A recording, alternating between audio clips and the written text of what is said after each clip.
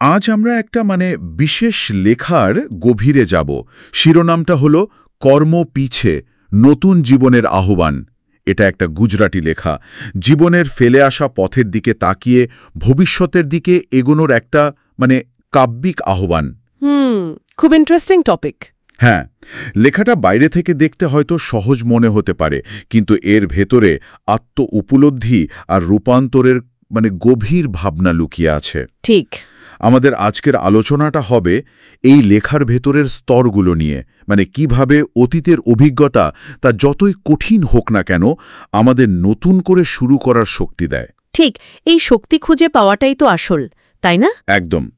তো এই পথ চলাটা শুরু হচ্ছে একেবারে অতীতের দিকে ফিরে তাকানো দিয়ে। লেখক বলছেন, কর্ম পিছে জোয়া যাও তো ঘনাবধা মোড় আব্যা। পেছনে তাকালে দেখা যায় জীবনে কত মোড় এসেছে। হ্যাঁ, ঠিক তাই। আর এই স্মৃতিচারণে কিন্তু শুধু আনন্দ নেই, একটা মিশ্র অনুভূতি আছে। যেমন ধরুন, বলা হয়েছে, কভি মুস্কান মা লপায়েল দরদ তো কভি আঁসুও মা ছুপায়েলি শক্তি। কখনো হাসির আড়ালে যন্ত্রণা, আবার কখনো বা অশ্রুর মধ্যে শক্তি। এই দ্বৈত অনুভূতিটাই আমার মনে হয় খুব গুরুত্বপূর্ণ। জীবন তো আসলে সরল রৈখিক নয়, তাই না? না না, একেবারেই না। লেখাটিতে জীবনের এই যে জটিল বুনন, এটাই তুলে ধরা হয়েছে। যেমন বন্ধু হারানোর কষ্ট, মিত্র গায়া, আবার নতুন বন্ধু পাওয়া, না বা মারিয়া, স্বপ্ন ভেঙে যাওয়ার যন্ত্রণা, স্বপ্ন টুটিয়া, সেটাও যেমন সত্যি, তেমন নতুন স্বপ্নের জন্ম, না বা জুনামায়া তো সত্যি। ঠিক।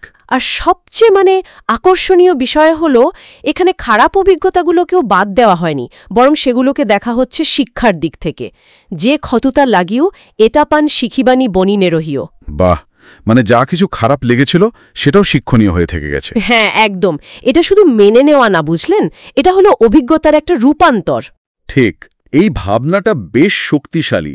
খারাপ লাগাগুলো শেষ পর্যন্ত কাজে লাগছে, আর এই সব মিলিয়েই তৈরি হচ্ছে আজকের আমি।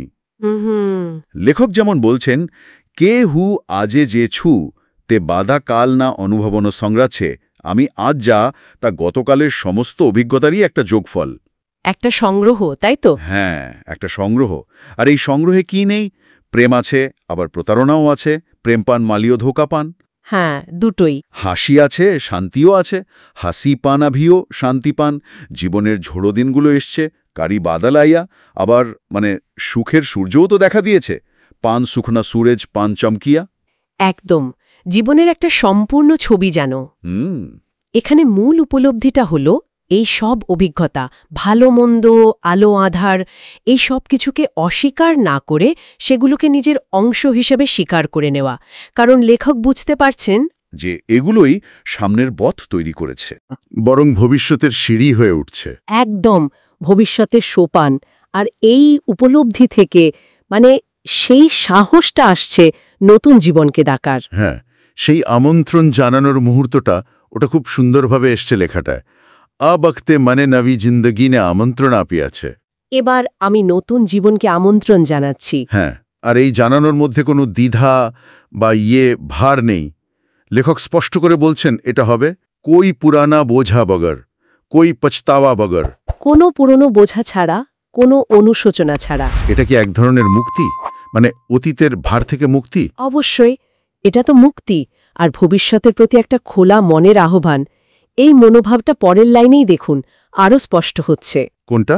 আপ যে জীবন তানে খোলিনে স্বীকারছু, এসো জীবন, আমি তোমাকে খোলা মনে গ্রহণ করছি। বাহ! জীবনে কি আসবে, আনন্দ নাকি চ্যালেঞ্জ? দুটোও কিন্তু গ্রহণযোগ্য। খুশি হোকে চ্যালেঞ্জ মঞ্জুর হ্যাঁ। দুটোই মঞ্জুর। হ্যাঁ, এটা শুধু গ্রহণ করা নয়, বুঝলেন, এটা একটা গভীর আত্মবিশ্বাস আর প্রস্তুতিরও ইঙ্গিত। লেখক যেন বলছেন, আমি তৈরি, যা আসবে আমি সামলাতে পারবো। কারণ অতীত তাকে সেই শক্তিটা দিয়েছে। ঠিক, কারণ আমার অতীত আমাকে সেই শক্তি দিয়েছে। আর একেবারে শেষে এসে লেখক যা বলছেন, সেটা যেন পুরো লেখাটার মূল সুরটাকে অন্য একটা মাত্রায় নিয়ে যায়। কোন লাইনটার কথা বলছেন? ওই যে, কারানা আজেহু জানিছু কে মারি বাত তো হবে সারু থাবা যাইছে। কারণ আজ আমি জানি আমার গল্পটা তো এখনো শুরু হতে চলেছে। হ্যাঁ, এটা অসাধারণ। এতক্ষণ ধরে অতীতের কথা বলার পর এই উপলব্ধিটা আসা যে আসল গল্পটা এখনো শুরুই হয়নি, এটা সত্যি ভাবায়। একদম মনে হচ্ছে যেন অতীতচারণটা ছিল ভবিষ্যতের জন্য শক্তি সঞ্চয় করা। ঠিক তাই। এই শেষ লাইনটা পাঠককে একটা দারুণ জায়গায় এনে দাঁড় করায়। অতীত শুধু ভিত্তি তৈরি করেনি, বরং অতীতকে ঠিক মতো বোঝার পরেই লেখক বুঝতে পারছেন যে তার আসল পথ চলা বা আসল গল্পটা এখনো বাকি। এটা হলো নিজের জীবন গল্পকে নিজের হাতে তুলে নেওয়ার একটা ঘোষণা। অতীত তাকে বেঁধে রাখছে না, বরং ভবিষ্যৎ গড়ার ক্ষমতা দিচ্ছে। তাহলে যদি গুছিয়ে বলি, এই লেখাটা আমাদের শেখায় যে অতীতের দিকে ফিরে তাকানো মানেই আটকে পড়া নয়, তাই তো? না, একেবারেই না। বরং ফেলে আসা পথটাকে যদি ঠিকমতো বুঝতে পারি, সেটাই হয়ে উঠতে পারে ভবিষ্যতের দিকে লাফ দেওয়ার একটা স্প্রিংবোর্ড। একদম।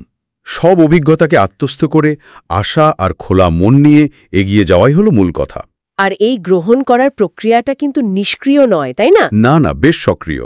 এটা শুধু আচ্ছা ঠিক আছে মেনে নিলাম নয়, এটা হলো অতীতের অভিজ্ঞতাগুলোকে সঙ্গী করে সচেতনভাবে ভবিষ্যতের দিকে পা বাড়ানো। জীবনের সম্পূর্ণতাকে গ্রহণ করা। হ্যাঁ, তার সমস্ত জটিলতা সমেত। এই আলিঙ্গন করার মধ্যেই লুকিয়ে আছে এগিয়ে চলার আসল শক্তিটা। আর আমাদের শ্রোতাদের জন্য তাহলে একটা ভাবনা রেখে যাই। এই লেখার আলোয় যদি দেখি নিজের ফেলে আসা পথ বা কর্মপিছে ফিরে দেখাটা, সেটা কিভাবে ভবিষ্যতের বা আগামীকালের দিকে তাকানোর দৃষ্টিভঙ্গি বদলে দিতে পারে। ভাবার মতো প্রশ্ন। নিজের জীবনের কোন গল্পটা মনে হচ্ছে এইমাত্র শুরু হতে চলেছে।